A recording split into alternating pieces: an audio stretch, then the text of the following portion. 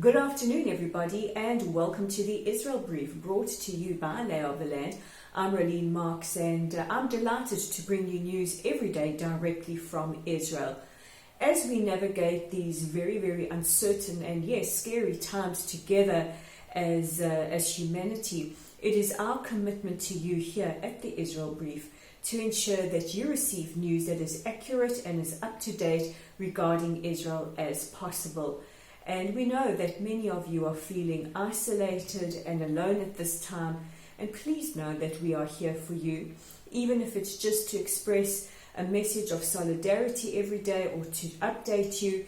You are never far from our thoughts and our hearts. And we're in this together, and it really, really is our belief that we will pull through this and recover together. So let's take a look at those top stories making headlines in Israel today. And the top story is, of course, the COVID-19 virus or coronavirus and its impact on Israel.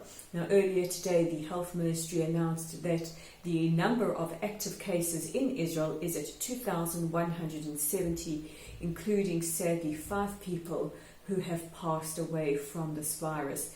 In the West Bank, the numbers are 58, with 17 who have recovered and been released, and the West Bank remains in its 2-week complete lockdown.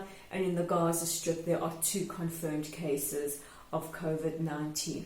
Now, later today, more tough restrictions will go into place as Israel's government and health ministry try and flatten the curve, try and get those cases or try and restrict as much human contact as possible so that we don't overwhelm the health system here. Earlier today, Defense Minister Naftali Bennett said that we can expect a boom in the amount of people who are going to need respirators. And the steps that are taken in place later today will be in effect for 7 days.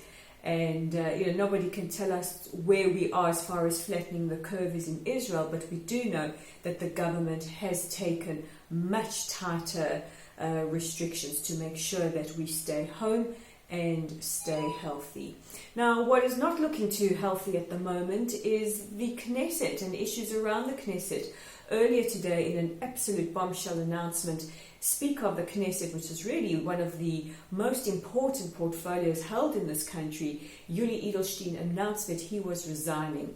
Now, this is creating, of course, a lot of controversy and a lot of criticism for Edelstein, because many are saying that he's defying democracy, and he's also defying the laws or the ruling of the Israeli Supreme Court that said he has to hold a vote in order to find his replacement. And the war of words between Edelstein and the Supreme Court is getting quite rowdy, him saying just a little while ago that the Supreme Court cannot send judges to open the plenum of the Knesset.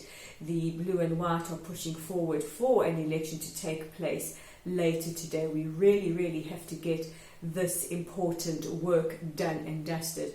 And the blue and white also announced that Ofer Sela, one of their MKs, will be the MK to head the emergency committee to deal with COVID-19. So a lot has been going on. We have the virus spreading on the background of chaos at the Knesset, and we have chaos at the Knesset on the background of COVID-19 and the global crisis that is bringing. But we do have some positive news, and that is the role that El Al and other airlines are playing with regards to bringing stranded Israelis home. It was announced yesterday that Arkia Airline will also lend a helping hand to El Al in helping to bring stranded Israelis, wherever they are in the world, home safely. And we've spoken about 2 historical flights, one to Peru and one to Perth in Australia, that took place, and a third flight is taking place this week. This time, El Al will fly to Bogota in Colombia and bring home stranded Israelis. And this is also a first time that El Al will be flying into Colombian skies. So while we are seeing this tremendous threat that is growing globally, we're also seeing some historic firsts for the national carrier, that is El Al. So we'll continue to keep you updated. But in the meantime, please check out our website at www.layoftheland.online. If you fancy yourself a writer of articles, please feel free to contact us. You can do so either via the website or our Facebook page. If you haven't joined our growing Facebook community, please give us a like or a follow or share some of our content that we post online. And remember, we have a YouTube channel, and it really helps when you go onto the Israel Brief at YouTube and you click on the subscribe button. So those are the top stories making headlines in Israel today. I wish you all a safe and a healthy day. I'm Rolene Marks, and this is the Israel Brief.